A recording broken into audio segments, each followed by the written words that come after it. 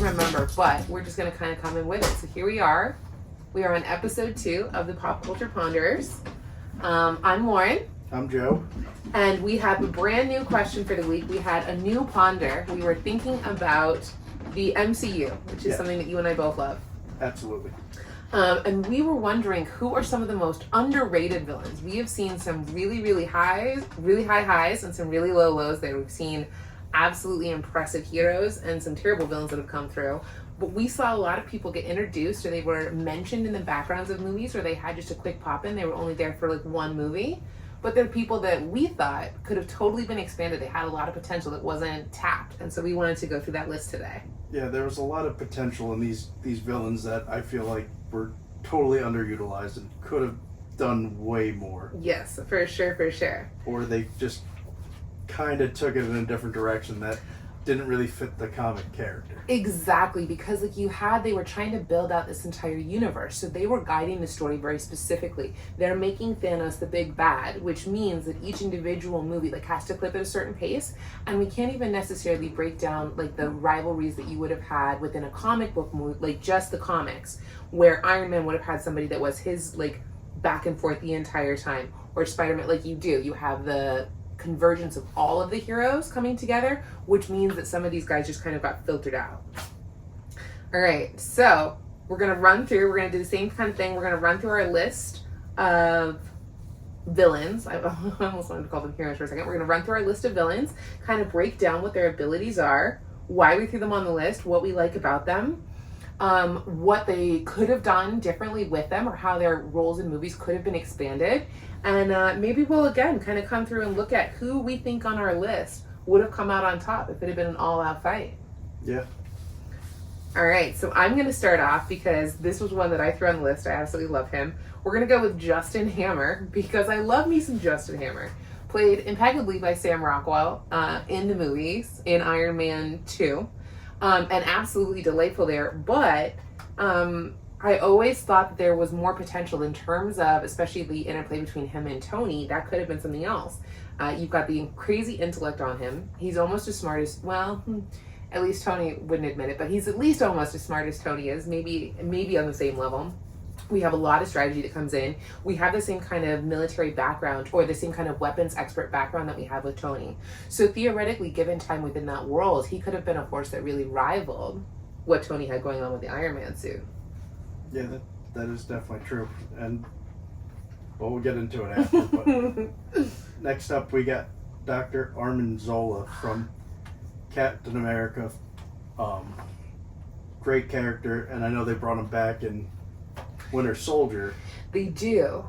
But I feel like that was more towards our list here of abilities that he has, but you didn't see the full potential. Yes, I think that was it too. Seeing him come back was that moment of oh, cool. He could really be something. The fact that he survived between those two and made himself what he was. So yeah, I do. I think there was a lot with him. Now we have Ulysses Claw. Fantastic. Okay, so that's going to be from a few different places we see Claw show up within the Marvel Universe. I think in terms of where I place him the biggest as a villain is probably going to be within the Black Panther universe when I'm looking at his role there. But we do see him sometimes in the Captain America franchise too. And the fact that he's just kind of flitting in the background and running these deals. We have the crazy intellect. We have a lot of potential with him. There was a lot of places that he was kind of moving in the shadows. And that could have been expanded for sure. And then we got from Doctor Strange, we got Dormammu. I feel like, yes, he is one of the biggest, baddest characters in Marvel, and they kind of did him dirty in the movie, I feel like, because he should have had a lot more to him, and they could have went crazy with that one. Yeah, it's a really fun conclusion to the movie, but it does kind of suck out a little bit of the Dormammu, the inherent power behind that, for sure. All right, and we're going to stick within the universe. We're going to look at the Ancient One, too. I think that's going to be... I think that the Ancient One is going to come in. That you'll hear in the background is a cat interruption. We have many animals coming through the zone. The Ancient One is going to make that same list where again, there was potential shown, but in terms of where that really could have expanded and the potential to really fall into a darkness wasn't touched on as much. No. And so, I think that one's going to count too for me. Okay. Ooh. Then we have Venom from Spider-Man 3. That does need the clarification from Spider-Man 3, not the Venom movies. No, the Venom movies I thought were done very well. Absolutely love those. Fantastic. That's one of my favorite representations of Venom, both comic and like the interplay between the whole side tangent, but it's absolutely delightful.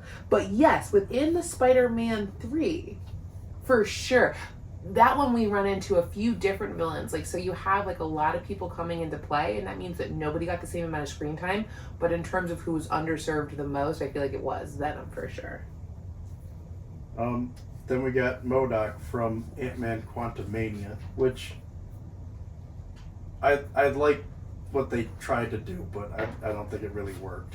No, this I do have to admit, this is one of the 2 Marvel movies that I have not seen. I am mostly caught up in the entire world, but there's a couple that have slipped through my net, and Ant-Man Quantumania was one of them. So you're going to have to guide me with MODOK through that one because I did not catch that one. Ooh, okay, now we have Crossbones. So I'm a big fan of the Captain America franchise in general. That's a huge one for me. And we get to kind of see Brock Rumlow in a few different situations. We get kind of a vibe with him. But in terms of that progression, the way that character really becomes and who he becomes over time, we don't really see Crossbones in that capacity at all. He's a brief little clip at the beginning of the third, and then we're out. Yeah. So yeah, I think that he's somebody that really had a lot of potential and didn't show up in the same way. Then we got the Grand Master, which loved him in the movies. Like, How do you Jeff not? Goldblum is amazing, but I feel like they really underutilized that character. Yeah, there's a tone thing there that definitely kind of shifts him. I love that you put this one on the list because The Collector was one. When The Collector first showed up, I had that moment of, oh, cool, I'm so excited to see what happens and where you go with this. And then just again, coasted in the background and I was just like, wait, this is it? This is all we're going to get of The Collector? But was really, really cool. So that's going to come into the Guardians of the Galaxy franchise. That's going to be our biggest place that we're seeing The Collector. But yeah, absolutely. Such a cool character within the Marvel Universe. Well, after our conversation with our original list, I was like, how did we forget The Collector? I know. How did The Collector not make it? Yes, excellent pull. Then we got the Rhino from The Amazing Spider-Man with Right? Andrew Garfield. Like, they teased him. Yeah. And Rhino is one of my favorite Spider-Man villains of all time. Rhino's huge. Yeah. And the fact that I'll get into it when we get to this point, but we'll get there. Okay, cool. And we're going to stick within the Spider-Man universe. We're going to look at the new Goblin, too. We have a lot of focus, obviously. We have the Green Goblin. We have the original Goblin. Shows up a few different times. Gets plenty of screen time. But in terms of the new Goblin, Harry, coming up, I don't think that, he was used all the way. I don't think that there was... I don't think there was really, and I don't know if that's just because the way that the movies were being made at the time or what, but there was definitely potential there that was not used. I agree. Then we got the High Priestess Aisha from Guardians of the Galaxy. Yeah. I think that was Volume 2. Mm-hmm. And looking her up, there's a lot of stuff that they did not put in that movie, and they kind of... Yeah. She was kind of underwhelming in the whole thing. Right, because you have that combination, and then you also have, so we have the High Evolutionary that comes in through the third one. So again, we're looking at the way that they're building out the rest of those universes, and these are two major powerhouses that they kind of slide through the background, or they're not used all the way because of the rest of the story that they're trying to tell. So yeah, that's going to kind of run through our list. Those are going to be our main villains that we're talking through. So now let's go ahead and break them down. Who do we love? What do we love about them? What could they have done within their worlds? What would we have liked to see happen with these villains? All right, let's go back to our top. All right, we've got Justin Hammer. One, he could have left Sam Rockwell on screen forever, and I would have watched him happily. But in terms of, again, somebody that really could have rivaled Tony, we see that a little bit with Obadiah in the first one, where we have a suit-for-suit kind of build-off. And you do see in the second one, as we're shifting the focus onto drones, but Justin is someone who I think really could have rivaled what Tony was capable of building. He could have come up with a viable alternative, and they play around with that idea, but in terms of he's also a comedic relief.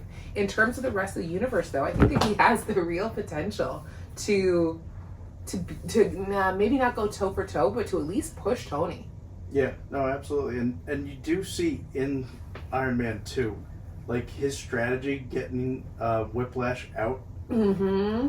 That was pretty incredible because like the way that he did all that, like orchestrating in his strategies, it showed that he does have that genius intellect. And yeah, the manipulation of people, the fact that he's getting government contracts, like he's passed their security clearances, he's gone through whatever vetting process they have for these contracts. Like he's able to play at a certain level. He's doing the same things that Tony was doing. To me, it's reasonable that he could have gone at a certain point, especially if they'd fleshed him out a little bit more. He could have been a really viable threat. He could have been someone that Tony was concerned about long term. Yeah, no, absolutely. And I feel like if they did it a little differently, where they had Whiplash and Justin Hammer together, like with his strategy and his technology, it would have. Yeah, if that was a more viable team up, because they were so adversarial the entire time that it made it so that like both of them, they're fighting each other just as much as they're fighting Tony. So it means that Hammer doesn't ever really come out on top because he's always got literally a problem in his own house that he's trying to fix. Yeah, and I'm not saying that Iron Man 2 was a bad movie at all. Oh, of course not. I just loved it, but I'm just saying they could have definitely played Justin Hammer a lot better. Oh yeah, I think that holds true for pretty much everybody on our list, or every movie on our list. We have been through Marvel many, many times. I don't think that there's one of them that I haven't, like the ones that I've watched, that I haven't watched multiple times. So yeah, exactly. They're all going to be fantastic. And what they built worked really, really well. There's a reason they kept people in the lanes that they had them in, that some villains stayed smaller, because they needed to funnel us towards Thanos in a really specific way. But if the Marvel concert, like if that entire universe had been built differently, there's potential for each one of these to become something different on their own. That's Zola for me is a big one for that. The fact that you have him in Captain America, that he's there in the first one and there again in the second one, the fact that he's managed to retain and save his consciousness, the fact that he's managed to infiltrate government agencies, the fact that Hydra has been kept alive through, to some degree, his influence, that speaks to like a networking and a mastermind capability that I don't feel was fully explored, because we're always looking at someone a little bit bigger, a little bit flashier, or we have a little bit more action going on. And he's such a background, slow, shadow moving character. So Zola's like a strong example of that for me. And the other thing is like seeing him like a robot body would have been cool. Mm-hmm. And then seeing like his mind ray and mind control and mind transfers would have been really cool to see in the movie. And like there's so many things he could have been doing. Right. It would have been cool in this. We have like this basis in reality, and so like that kind of limits as we get into these. And again, you can see some of that like with the Winter Soldier and the way that Bucky's been conditioned. I think that we could probably, if the movies were structured differently, or if I could make it headcanon myself, that some of that is going to be responsible from Zola. Zola's the one that was originally doing the experimentation on Bucky. For all we know, he's partly responsible for that, those trigger words and that kind of mental manipulation. So even there, we're seeing like a little bit of some of that mind control tendency that he totally could have blown out. Yeah, for sure. All right, and now we have Claw. Again, fantastically played by Andy Serkis. I could not get over it. I never ever will. He's absolutely amazing. And Claw was fun. He was fun. Yeah. Like the parts where like he just break down and start singing. Mm-hmm. That was great. Like I don't know if that was improvised or if that was actually in the but it was well done. But yeah, absolutely great. And we see him again working within numerous worlds. We see him with Ultron. We see him in Wakanda. Like, it's one of those things. He's a power player in terms of that black market or that underground world. Does he have the raw intelligence of some of the other people on our list? Not necessarily. But he has a street smart that I think could have carried him. I mean, it made him a formidable problem more than once. And I think that he could have absolutely expanded that out. Once you get into, like, him developing his own technologies or not just trying to run the black market for others... Yeah, that would have been a major problem. And I feel like Marvel kind of did him dirty in Black Panther, because, like, I feel like his intelligence and that arm cannon he had going up against Killmonger would have been a cool fight scene. Oh, would have been great. Like, I get they needed to do this for the story and whatnot. And it was a well done movie. Don't get me wrong, but Still just to see him get taken out that quick was heartbreaking. Right, exactly. Because I feel like he would have given up a little bit more fight than that. All right, now Dormammu. So Dormammu is one where, again, like watching that movie, watching Doctor Strange for the first time, I have to say I really do like the way that ending was done. So often it's all about our speed and our power. We're gonna have a huge brawl between the two, and it's just gonna be who's the stronger fighter. This was definitely about who can play the mind game better. Yeah, and in the movie, Doctor Strange definitely did it with the time loop. But outside of the movie, like if I'm looking at Dormammu and what that character really represents, and like again, in terms of like a mystic cosmic being, someone that is something that is so grand, something that has so much power, I'm really not sure Steven comes out on top in terms of a mind game. Oh, not at all. Yeah, exactly. If he didn't have the time stone, that would have definitely ended wildly different. Exactly. I mean, Dormammu really is like an eater of worlds. You have immortality, you have possession, you have like again the dark mystic energies. I think that there's really like that's an almost limitless character in terms of what Dormammu really could have done or been. Which I mean, you did see like a fraction of what he could do when he's killing Steven in different ways every time. Yeah, exactly. It's like a little glimpse, again, like almost lifting the curtain. It's the nod to, we know what could have been going on here, but we just don't have the time to show you everything or to blow it out. Again, Dormammu's not running in the background of all of the Doctor Strange movies to give you that kind of continuity or that kind of time. So yeah, you just lose something there. But if they could bring him back, I would totally love to see what he could do. No hesitation. I would absolutely watch more Dormammu. All right, now we have the Ancient One. The Ancient One is really interesting too because like we just start to touch on the nature of the Ancient One's evil or potential for evil within the movies. I feel like they Doctor Strange is so interesting because it's one of the Marvel universes where I think good and bad are less firmly defined. Yeah. I don't think that we have the clear delineation between our heroes and our villains as often as you find them with some of the other superheroes. And so that means that you have these places where they could have took the Ancient One right off a cliff. Yeah. Like really gone crazy with it. Yeah. No, but I mean, seeing her draw from the dark dimension to prolong her life I get like her, that was like the fine line of good and evil. Exactly. We're riding that moment. But it's one of those things inherently within like the comics themselves. If we weren't just looking at the movie, there's no question that would have become a force that Steven had to move against. You cannot be drawing on the dark dimension and still come out on the good. Like it just doesn't work like that. So I think there was potential there to really delve into that again, just because we're trying to move through the stories in a certain way, like they're just trying to keep us on track essentially. You can't be completely wandering through the woods, but I would have wandered on the Ancient One a little bit more because there's a lot of that gray area with those kind of villains, and that's such an interesting place for me. I love that. Yeah. Alright, so now we got Venom from Spider-Man 3, which I feel like when you had Spider-Man come out with the black suit, that was awesome.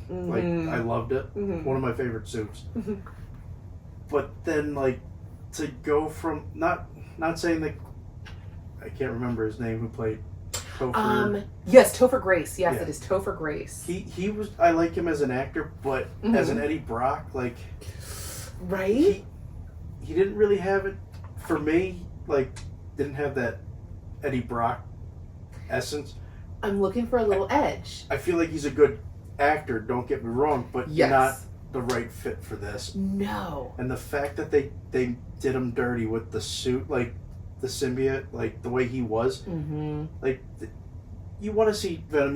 You're looking at a giant monstrous creature that comes at you, like the Venom movies were done so well. Yes. Because the character looked like the comics.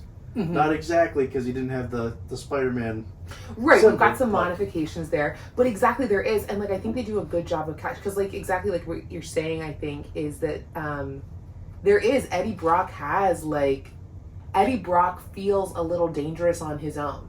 even before he's Venom. Like there's an edge to him, or there's a way that he could push Peter that's a little different. Like he represents, now it's a professional threat, but he represents like his own danger. And I feel like that kind of got lost. Some of that to me is going to be Sam Raimi. I love Sam Raimi. Yeah. I do love Sam Raimi, but there is a certain, we ride a fine line there between adding a little bit of an unusual humor, or like a little bit of a wink wink nudge nudge sometimes with Sam Raimi. And I feel like that kind of happened with Venom, where I do, in those movies, I would have liked a little bit more menace from the very beginning with that character, and I don't feel like that came through for me all the way. Yeah, no, I agree with you 100% on that. I think it could have been done a lot better.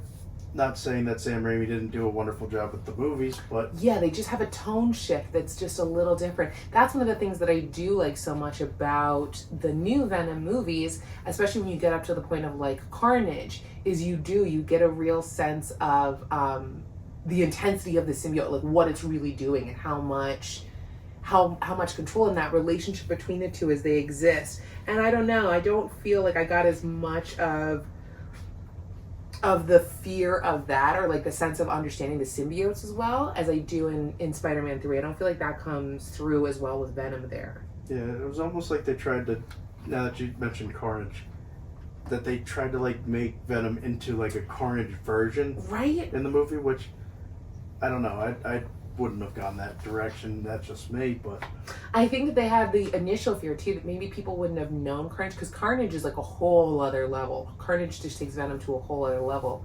And so I feel like when they were making the original Spider-Man movies, because that's so early, we have to remember that's so early in the superhero movies. oh That's yeah, back when they were babies and they didn't even really understand how things could work together. So maybe they were worried that there wouldn't be enough connection to people, so they kind of blended those traits, as opposed to trying to include Carnage or have him be his own thing. They were like, cool, people know Venom, we'll just kind of mash Venom into a whole bunch of, like, we'll blend out and kind of water down some of the characteristics just so that people feel like they have an identifier. That would make sense.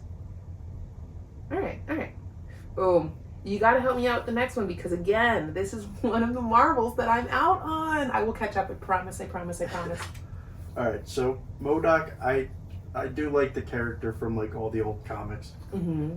but like I feel like they rushed the character, and like I get the quantum realm changes things and all sorts of stuff, but like they made him a little too goofy for me in the movie, and like they didn't really show his super intelligence. Like they show you that he's smart, but they don't show him like in the comics where he's like outthinking everybody that he's up against. Because like really in the Ant-Man, especially in the movies, we've seen them, like you have Pym as a powerhouse, which even that is a manipulation from our original comics. But yeah, he's like the big thinker, but it's not like he's not intelligent on that level. So having a supervillain with that kind of crazy intelligence, yeah, again, that's like a street smart versus just like a raw brain power, and that would have been intriguing for me. And I know in the in the movie, Mm-hmm. in Quantumania, that he's not your main villain. Mm-hmm. And I get that they kind of made him not as dominant, but Right. another one that they kind of slipped up on with, because I don't know. There's just enough potential there. Something else could have happened. I'm intrigued. I'm definitely intrigued now. I'll have to check that out. Yeah, it's definitely you gotta watch it. Yeah, I'll be curious to see what you would have done with him too. Crossbones. Crossbones. So, oh, hello. Again, Brock. Hi. I've got a cat here. So Brock Rumlow, we get a little bit of time with him. We get more experience with Brock Rumlow beforehand. So we do have a chance to see, like, in terms of like our basic fighting ability, a tactician, like he's on Cap's team. We have an understanding of his skill level just from that. That tells us something right there. But in terms of Crossbones, like once we switch over, once we have to some degree the insanity enter the picture, that really kind of sets him off in a different way. And there's the potential for Crossbones to have been like a long-standing adversary up against Cap. Again, I think that because we're trying to get through the Winter Soldier and we're tying him into the rest, some of that was lost. But watching the manipulation with Brock, the fact that Cap didn't see him coming, That he really didn't understand the threat that was in his own house. I think that gave him potential right there to really kind of undermine and play like a longer game with him. And I would have been interested to see that for sure. Yeah, I was a little upset that they teased him in the one Avengers movie. I know. And then he disappears. He's gone. Yeah. Ugh, I know. You get just the tiniest little glimpse of that moment of like understanding, oh, cool, this is who he would have been. And then exactly, dead. Now we're going to come to the Grand Master. Again, you cannot speak ill of Jeff Goldblum. You cannot do it. He's a fantastic actor, and he makes you fall in love with the character. Yeah. But like, to me, Jeff Goldblum, I don't see him as like this mean, like sick, twisted guy that's pitting people against each other in the games that they had in the comics, which I get. Like, they try to make Thor Ragnarok a little lighter. Yes. And he definitely did it to the character, where he brought a little bit more fun to the character and comedic relief, which I do enjoy it from the movie. I did not see it as a bad movie at all. Right, exactly. Like, it does. It fits the tone of what they're creating. For sure. Because Ragnarok changes the tone a lot for the Thor universe. Yeah, no, it definitely did.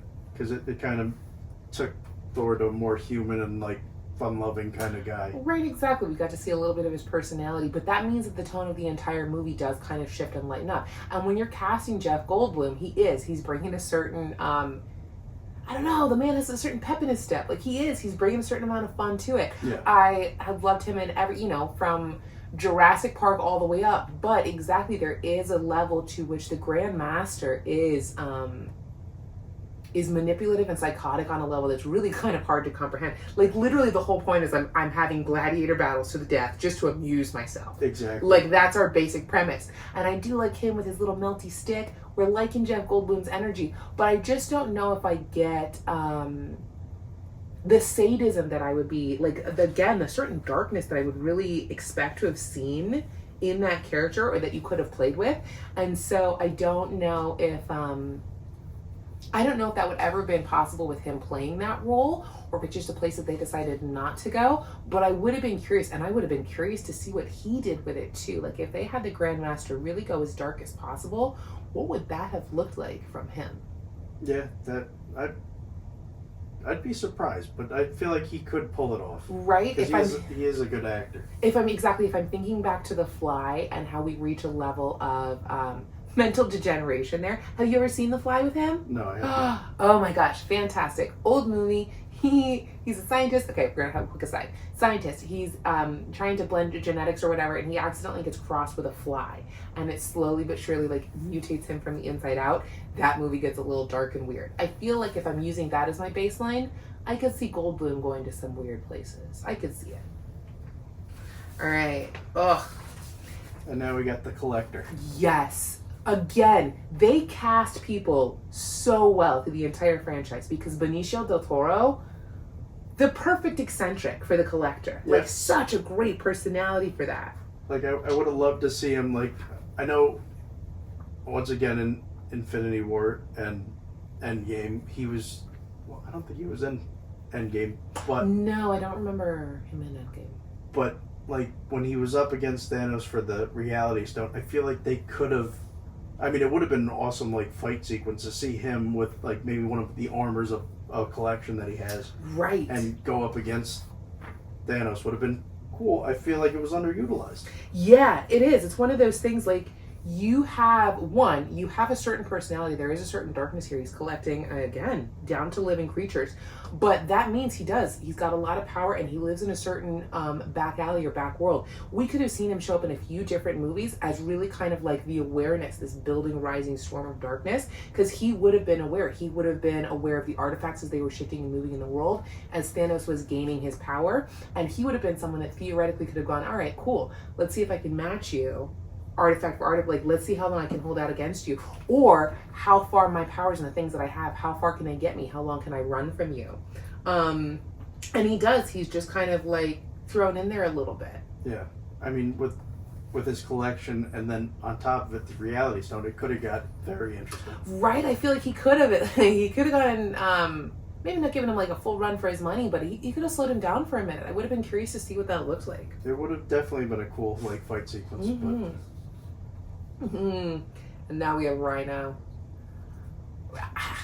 Rhino is huge in Spider-Man, and I feel like we only ever get glimpses of Rhino on screen. Yeah, which I just watched Craven for the second time. Oh, okay. And not saying it was a bad movie, but not my favorite. Yeah. They did a better interpretation of Rhino. Oh, okay. What did they change in that? But like from the Amazing Spider-Man's Rhino, like, not saying I don't like Paul Giamatti, but the fact that they put him in like a giant robot suit. Okay, they try to make it more realistic. Right. But like, I wanted to see the mutated like man into a rhino and just wreaking havoc. I know. There are times like they ride a fine line between like realism and what is like fantastic, and I feel like that does kind of limit them in certain places because exactly like that image of him in that big metal rhino suit, it sticks every time. And I like me some Paul Giamatti. He's got such a great personality, really, really fun. Again, beautifully cast. But yeah, go insane. We have a man that's blended. He's part spider. Yeah. Go ahead and give me a man that's part rhino. Exactly. I don't understand why he has to stay in the suit. That's all I'm saying. Right? You got him in a suit. He's shooting rockets and machine guns, and it's like, all right, well, the original Rhino never had that. No. He just had his durability, super strength, and speed. Mm-hmm. Which, that'll rival Spider-Man any day with the speed and durability. Right? We're just looking at, exactly. I just need somebody that can scrap with it, really. Like, he's got the razor sharp horns. Like, he's definitely a formidable foe. But like, once again, I feel like they kind of missed by throwing him in a suit. They needed to embrace that moment. I feel like Raimi could have gone all the way with a mutated rhino. If that was Sam Raimi, I feel like he could have really, really run with that character. All right, now we've got the new Goblin. So we do a lot with Green Goblin. Obviously, Green Goblin shows up numerous times, and Willem Dafoe is fantastic as Green Goblin. Yeah. James Franco, he is a tortured little baby in the first one. I do remember his earnest little face. But I don't know if he's exactly who I would have gone with for the new Goblin.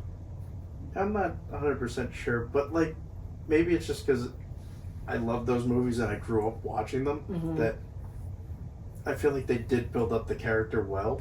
Yes, and they made him into this torn person, because now in the third movie he finds out that it was Pete that went up against his father. But they do a good job of laying that emotional groundwork. Like, I do like the arc that they sent him on through the entire thing. I think that it's one of the places where we're talking about like having one of these more background villains really be given time to kind of like shine and kind of like build and grow into their own. Marvel reaches a certain clip where they're putting people in. You've got the villain of the movie, the villain of the movie, the villain of the movie, because we're trying to get to the big bad. So all these things are going to tie together, but it's different. We do get to spend a lot of time with him. We do spend a lot of time with him long before he has powers, long before he's tortured, when we get to see him friends with Peter. And so it does feel like it's one of the most emotionally satisfying conclusions that are brought to, but I don't know if we really see him, because like the space in between him going all out as villain and then his redemption arc at the end, when he comes back and saves Peter, I don't know if like in terms of the villainy, in terms of a character we get a great arc, but in terms of the new Goblin as a villain, that's where I feel like we lose out with him. Absolutely, but I also think in that movie they tried to do too much with too many characters in one shot. Because now you're introducing Sandman, you got the botched Venom, and then now you got new Goblin. Yeah. Which, when they did the glider, that really tore me up, because I want to see him on the Goblin glider, not a skateboard with jetpacks. Yeah, that was not ideal. I do feel like that movie got a little messy. It was a little overwhelmed. That was the idea of trying to build something really, really epic, go beyond like the villain of the movie, but without like a really cohesive idea on how to do that. You can see those early attempts as they're building out, like as Marvel is building out, and so like as these movies are being created, as they're trying to figure out what kind of formula really, really works, and that one doesn't for me either. Everyone gets clouded. You've got too much going on, and it means that I'm not super invested in any individual conflict because I'm busy looking at everything going on. Yeah, I think they just had too much going on in that process. Mm-hmm. All right, so now we have the High Priestess Aisha. So this, we're going to go back to Guardians of the Galaxy. This is again one where, and she's going to kind of tie in with the High Evolutionary for me. Both of these are going to kind of have like a similar quality where in terms of like a galactic force, or in terms of what she would have been capable of, like in terms of her, just her abilities. I understand that within this universe, within the movies as we're watching them, she has been engineered and created. She's obviously not an ideal creation, but she is better. She is a product that was designed and was supposed to come out really, really well. And they did. They had crazy power. They have durability. They have strength. She has command over her people. They have incredible technology. We see that within the world and what they're able to use. They've literally got to the point where they're not expending their own people in fights. They've learned how to use drones essentially in battle. There's potential for military capability there. And then, as you were looking it up, we have her cosmic name. We have Kismet. She's also referred to as she or her in some of the comics. And when we get to that, we have superhuman strength and durability, energy blast, regeneration, flight capabilities. Like, it's one of those things that she's fantastic. That bitch is great. And then all she does in the movie is just be gold and sit there and and complain. Complain and command the people to do her, which is one of the things she has as a leader. But I feel like they could have totally brought it like to that next level. Mm-hmm. And then when you get to Guardians of the Galaxy 3, you're introduced to Adam Warlock, and you can see what he's got powers to do. But like, she could pretty much rival him almost, and with the comic book. And she always seems a little bit more hollow than movies. Like, it's one of those things, you don't really get a sense of how powerful she really is. And then by the time you add in the High Evolutionary and you can see the way that he treats that, like, it's one of those things at that point, that entire power structure seems to have disappeared. You don't really get any sense of how great they could have been. So that was one that I was all about her. I think that was definitely a missed opportunity. For sure. I'm not saying that she was bad or what. Yeah. I know they're trying to use her as more of a side character and develop into the third movie, which I get. But still, I could have spent more time if these movies were going in a different way. If they had not had the end game as the end plan, I would have been happy to wander with some of these people. Now, do I think that long term you could have brought all of the stories together and had it been as satisfying if you'd spent the same amount of time with some of these people? Probably not. But in some alternate timeline, in some different universe, these are movies that I definitely would have watched, or characters that I would have spent more time with and been really curious as to what they could have done. For sure. And last on the list, the High Evolutionary. The High Evolutionary too is just like crazy. The intelligence that we had going on there that I feel like is untapped. Again, there's kind of like a shadow working. The fact that we've been doing the experiments we've been doing for as long as we have. We've been tinkering with huge forces in the universe as much as we have, and essentially nobody's really been able to regulate or stop us. I think that says something about our manipulation, our understanding of tactics, our long-term plan. And exactly, like, we don't see that go anywhere in the movie. No. And I feel like they could have made him, like, I mean, they made him sick and twisted with the way he did his experiments and everything, and they really made you not dislike you definitely dislike the character. We detest him. Yeah, like what he did was totally messed up and screwed up. That after he creates these intelligent animals, then he kills them, which is insane. Like, but I don't know. I feel like they could have made the end of the story a little, like, there's definitely fight scenes that they could have made better with, like, seeing his full potential. Yeah, if he'd really gone all out. There's also, like, if we switch the tone up on some of these, like, if I made them, like, flat out horror movies, that's the kind of guy that, like really, like, you could make, like, a dark and twisted. If Marvel had not, in general, stayed kind of, like, light in tone, if we'd gone all gritty. For example, like, if we'd gone the Frank Miller Sin City 300, like real dark in terms of a comic adaptation, there are certain villains, and he's one of them. The Collector has that quality of like something truly monstrous is going on there, like really reprehensible in a way that somebody like, for example, like Hammer, it's hard for me to take him that dark. Yeah. I can see him expanding his villain role. I would be interested to see what he did in different places. But somebody like Dormammu, somebody for me like the Grand Master, potentially the Collector, the High Evolution. These are characters that really like psychologically could have been terrifying. Oh yeah. And they just weren't expanded that way. That just wasn't what was happening within the universe or the stories that were being told, which makes sense. And I love the stories as they were told, but that potential still exists. I can still see it in the way that we were introduced to them. All right, I'm curious as to your take now. As we're going through this list, as we're looking at all of our different villains, what do you think is some of the most important abilities that a villain can have? As we're looking at this list, like what are the things that really kind of give you a leg up on everybody else? Or what are one of the things that like make you more formidable within your universe? And two, if I were to put everybody in a room together, who is it we think is coming out? So something that makes a villain formidable, I feel like, is their intelligence. Yes. Because like the fact that they could strategize like Justin Hammer with the exit strategy and all that stuff, that's pretty remarkable. Mm-hmm. But that's one thing, and then definitely power is going to be a big factor. Power's gonna factor for sure. So I'm glad that you said intelligence, because like that to me is one of the defining characteristics of truly, like that's gonna take you from villain to super villain. If we don't, especially within the worlds that we're working in, if you don't have that crazy intellect, then we're not capable of the people manipulation. I'm not building the same tech. There's gonna be certain villains who are just automatically outside my league too. For example, like if you can't go thought for thought with somebody like Tony, if you're not flexible in your thinking the way that he is, he's going to take you out at a certain level in a fight. If you don't have the same kind of, again, you can see it in Peter too, the same kind of elasticity in the way that we look at the world, in our intelligence, the way that allows them to fight and work on the fly, I think that really counts. So intelligence for me is going to be huge. Now, when you say power, I'm curious, are we talking physical power? What kind of power do you think is most crucial to have in terms of villainy? Well, what really sets you off?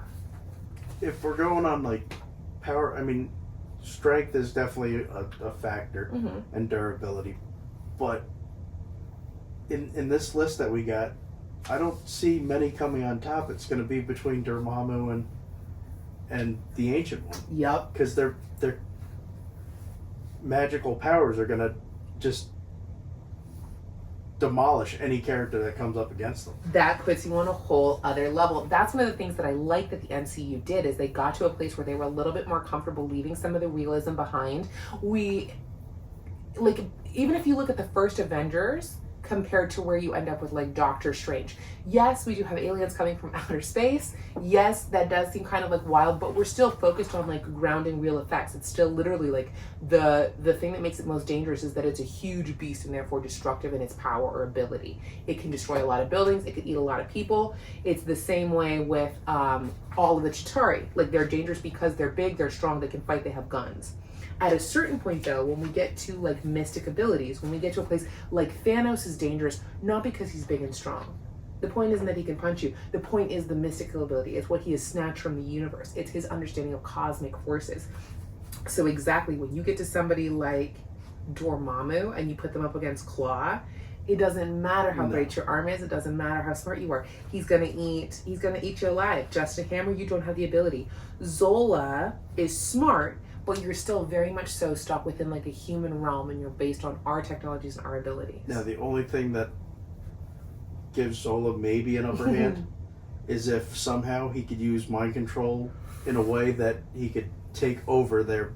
Yes. Or transferring his consciousness into that body. Yes. Then he could technically possibly come on top. Exactly, and that is a mind that, like, again, I find impressive. I think that, but like, exactly, without that kind of mental ability, he'd be out. But you're right, the mind control or the ability to transfer it, that could make him something. Dormammu, of course. The Ancient One, again, when we're touching mystical powers, when we're literally drawing on the forces of the universe, it's hard to come up against that. We're going to lose Venom to that. Yeah. I'm pretty sure we're going to lose MODOK. I love me some Crossbones, but buddy, you're not holding up against that. Now, I do think the Grandmaster comes up to that level with the Ancient One and Dormammu. Has the potential, because again, we're a user of primordial power. We're looking at the origins. It's one of those things, we're not quite as fundamental as like one of the gems. We're not quite, what are they called? I don't know, the term will come for me. But there's certain beings within the universe that have that kind of inherent power that are literally almost as powerful as the stones themselves. The Grand Master is pulling on power that I think makes him a serious contender. Yeah, he definitely has potential. But I don't know about the Collector. You got some cool stuff, but I'm pretty sure it's only keeping you alive for a little bit. Yeah. We lose the Rhino and New Goblin to the same mystical forces. Pretty quick. Yeah. High Priestess Aisha, I like her a lot, and she does. She's pulling on those same kind of things, but especially if we're looking within like the movie world, and the fact that those powers have been granted to her, given to her, means essentially that someone had enough power to give that to her. In this case, it was the High Evolutionary, but it means that I don't think that she comes out on the same level. No. She doesn't access those things inherently or naturally the way that they do. So for me, Dormammu, the Ancient One, the Grandmaster, or the High Evolutionary. Now, if I'm breaking those down,